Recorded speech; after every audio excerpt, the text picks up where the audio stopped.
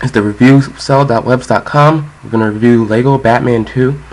It's a review for the Wii version of the game, so the graphics are going to be a little outdated, but you might still enjoy it. Let's see if you will.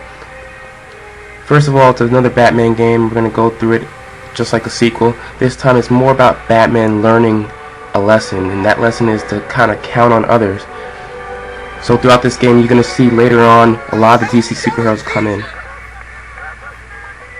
Right now, the Joker and Lex play a big part as they gang together to take on Batman and his posse.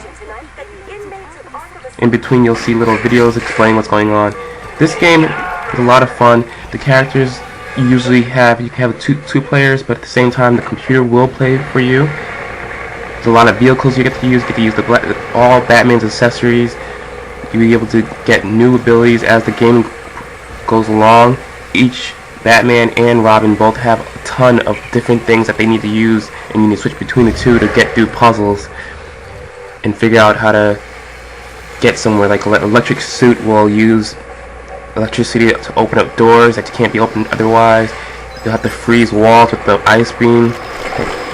Other characters that you'll unlock later on, like Mr. Freeze, can freeze these things automatically. You also get the car, to drive around in special portions of missions. Strangely enough, Batman shoots in this game.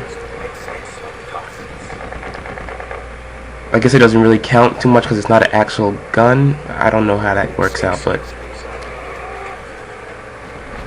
in this game you really get the chance to explore, and there's lots of things to do. It's constantly changing with each level, giving you something new, and just when you start to get bored, something new happens and they try to throw you in for a loop.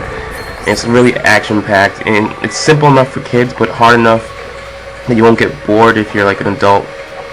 The puzzles will be a little bit easy at times, but once in a while you won't know where to go, what to do, so it might make it a little harder.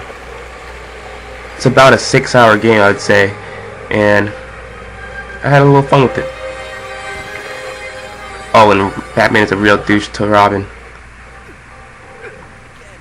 Later on, you'll find Superman. That is great! Isn't that great, Batman? He's a douche to him too. Superman's great in the game. He's really powerful. He can mess around with Batman all he wants. Look at that. And basically, he's indestructible. That's one problem. The game will get really easy when you get his character, but he's not in every level, so you don't have to worry too much. But the guy is a beast.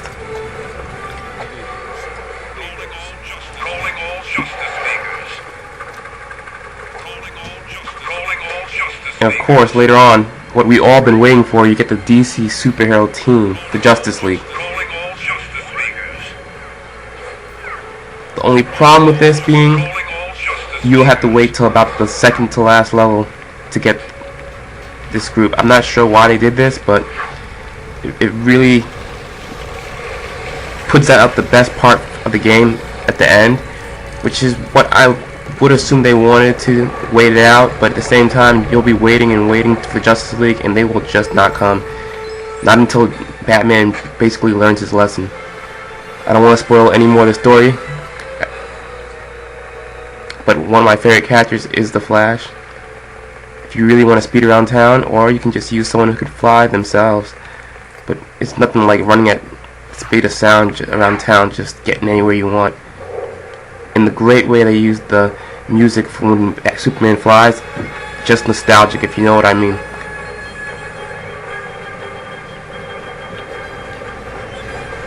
True fans will really enjoy this game, even though it's a little kiddie.